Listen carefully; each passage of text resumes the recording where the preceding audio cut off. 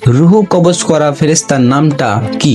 আমার প্রিয় বন্ধুরা, আপনারা পার্ট 2 দেখেছিলেন যে আমি বলেছিলাম যে আমার প্রিয় নবী ইসলামের দাওয়াত মক্কাতে কত বছর দিয়েছিলেন এবং মদিনাতে কত বছর দিয়েছিলেন।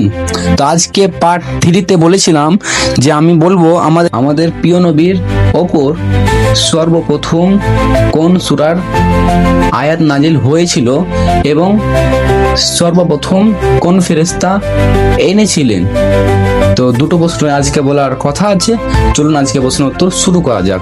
আমাদের প্রথম প্রশ্ন যেটা হবে, আমাদের প্রিয় নবী হযরত মুহাম্মদ সাল্লাল্লাহু আলাইহি সাল্লামের ওপর সর্বপ্রথম কোন সূরার আয়াত নাজিল হয়েছিল? অ্যান্সার এ সূরা ফাতিহা, অ্যান্সার বি সূরা ইখলাস, অ্যান্সার সি সূরা আলাক। সময় শুধু 5 সেকেন্ড সঠিক উত্তর দেওয়ার জন্য।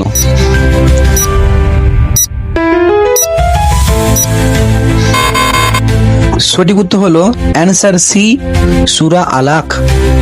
আমাদের দ্বিতীয় প্রশ্ন যেটা হবে সেটা হলো, আমাদের প্রিয় নবী হযরত মুহাম্মদ সাল্লাল্লাহু আলাইহি সাল্লামের ওপর সর্বপ্রথম কোন ফেরেশতা ওহী এনেছিলেন? অ্যান্সার এ মিকাইল আলাইহিস সালাম, অ্যান্সার বি জিবরাইল আলাইহিস সালাম, অ্যান্সার সি ইসরাফিল আলাইহিস সালাম। সময় শুধু 5 সেকেন্ড সঠিক উত্তর দেওয়ার জন্য।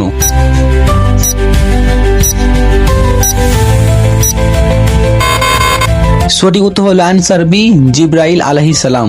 যদি আপনারা এই দুটো প্রশ্ন পেরেছেন তো কমেন্টে অবশ্যই লিখে যাবেন, এবং তারপরে আমি কি প্রশ্নগুলো আপনার সামনে আনবো যেটা আপনারা জানেন না সেটা আপনারা কমেন্টে লিখে যাবেন।